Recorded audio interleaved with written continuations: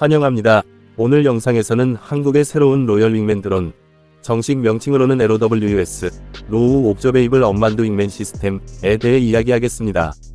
이 드론의 외형, 엔진 성능 전망, 예상 가격, 배치 일정, 그리고 마지막으로 리뷰까지 자세히 다루겠습니다. LOWS는 2025년 2월 공식적으로 공개되었으며 KF-21 보람의 전투기와 함께 유인무인 협업, 멈키, 작전을 수행하도록 설계되었습니다. 즉, 조종사가 탑승한 전투기와 함께 편대 비행을 하며 위험한 임무를 대신 수행하고 조종사에게 추가적인 눈과 센서, 그리고 필요시 무장 플랫폼의 역할을 하게 됩니다. 이 프로젝트는 국방과학연구소, ED와 한국항공우주산업, KAI, 기아 등 주요 기업이 참여하고 있으며 정부 차원에서도 집중적인 투자가 이루어지고 있습니다. 먼저 외형을 살펴보면 LOWS 위 개념은 크게 두 가지로 설명할 수 있습니다. 하나는 저피탐 즉 스텔스 설계이고, 다른 하나는 KF-21과 실루엣이 비슷하면서도 더 작고 각진 형태를 갖는다는 점입니다. 기체는 레이더 반사 면적, RCS를 최소화하기 위해 매끄러운 곡선과 각진면, 숨겨진 배기구를 채택하고 있습니다. 공개된 모형을 보면 날개와 동체가 매끈하게 이어지며 센서, 배열이나 안테나도 외부에 드러나지 않도록 설계된 모습입니다. 이는 적 방공망에 노출되는 시간을 줄이고 적 레이더에 탐지되기 어렵도록 하기 위한 것입니다. 전반적으로 LOWS는 기존의 소형 정찰용 무인기와는 다른 전투용 UCAV 성격을 가진 저피탐 윙맨에 가깝습니다. 엔진과 성능에 대해서는 아직 세부적인 재원은 공개되지 않았습니다. 하지만 현재까지 알려진 바에 따르면 LOWS는 초음속이 아닌 아음속에서 운용되는 드론으로 KF-21과 직접적인 속도 경쟁을 하기보다는 협업 임무 수행에 초점이 맞춰져 있습니다.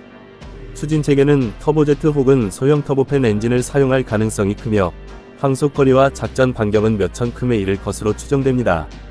글로벌 동급 기체들, 예를 들어 미국의 XQ-58 발키리과 비교하면 수백 KILOMETERPRHOUR급 순항속도와 장거리 작전 능력을 가질 것으로 예상됩니다. 또한 자율비행, 플라이바이와이어, 암호화된 데이터 링크를 통해 KF-21과 실시간 협업할 수 있도록 개발되고 있습니다. 현재 ED와 KAI가 여러 설계안을 동시에 검토 중이며, 이에 따라 엔진 선택과 성능 지표도 달라질 수 있습니다.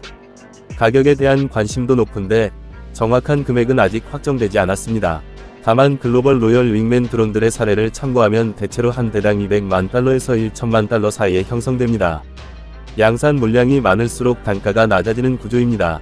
예를 들어 연간 50대 이상 생산된다면 단가가 400만 달러 수준까지 내려갈 수 있으며, 대량 생산 시에는 200만 달러대까지도 가능하다는 분석이 있습니다. LOWS 역시 초기에는 개발비와 시험 비용으로 단가가 높게 책정되겠지만, 대량 양산이 본격화되면 비용 경쟁력을 확보할 가능성이 큽니다.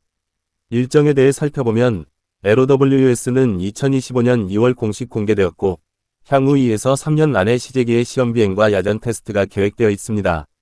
일부 보도에 따르면 2027년 전후로 초기 작전 운용 가능성이 거론되고 있지만, 방위산업 특성상 일정은 유동적일 수 있습니다.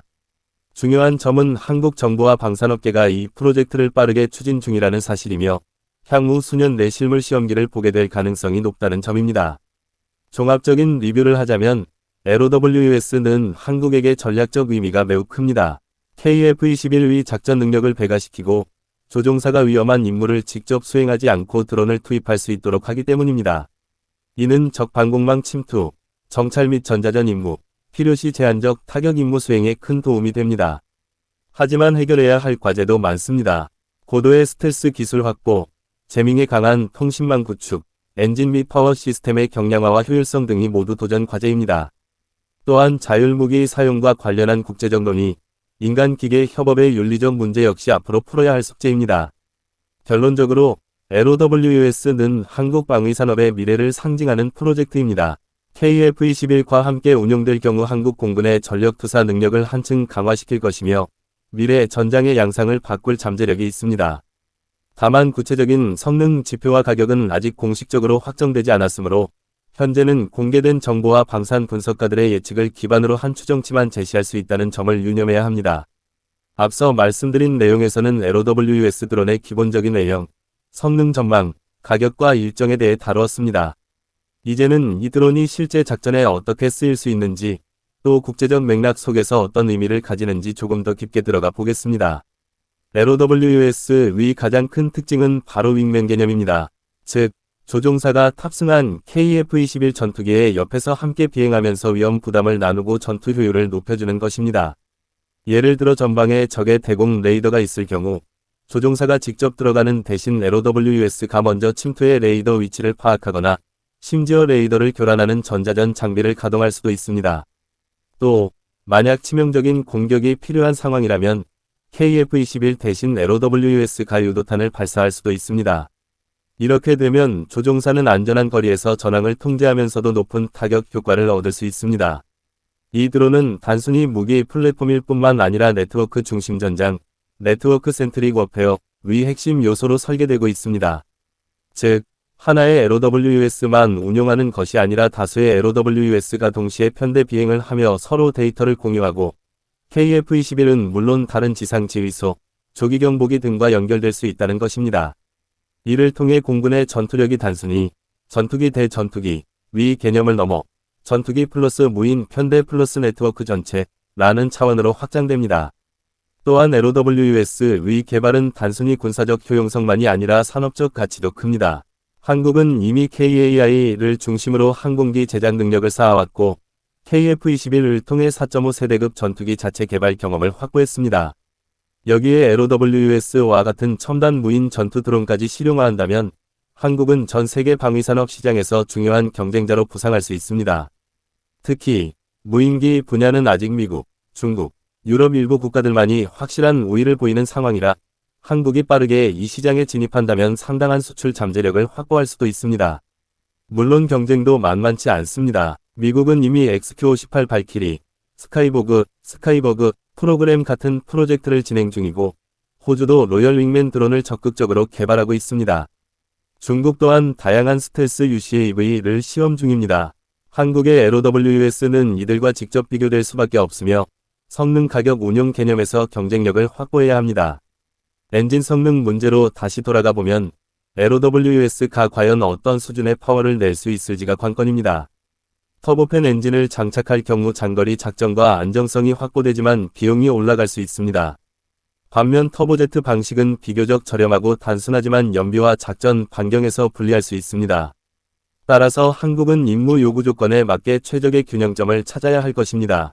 예를 들어 정찰 및 전자전용 LOWUS는 장거리 채공 능력이 중요하기 때문에 효율적인 엔진이 필요하지만 타격용 LOWUS는 단거리 침투와 빠른 속도가 중요할 수 있습니다. 가격 부분도 다시 강조할 필요가 있습니다.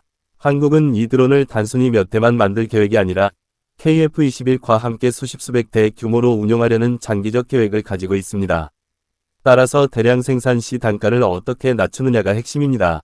이상적인 목표는 수백만 달러 수준에서 맞추는 것이며 이는 조종사가 탑승한 전투기 한 대 가격 수천만 수억 달러에 비해 훨씬 저렴합니다.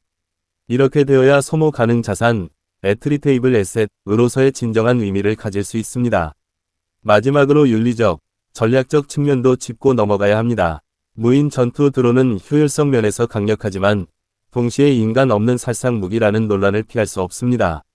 한국 역시 국제적 논의 속에서 인간이 최종 통제권을 유지한다. 휴먼 인 더 룹는 원칙을 지켜야 할 가능성이 큽니다. 즉, LOWUS가 목표를 탐지하고 추적하더라도 최종 발사 결정은 인간 조종사가 내리는 구조가 될 것입니다. 정리하자면 LOWUS는 단순한 드론이 아니라 한국 공군의 미래 전략을 바꾸는 열쇠와 같은 존재입니다. KF-21과 함께 하늘을 나는 LOWUS 편대는 적에게는 큰 위협이 되고 한국에게는 새로운 억지력과 작전 효율성을 제공할 것입니다.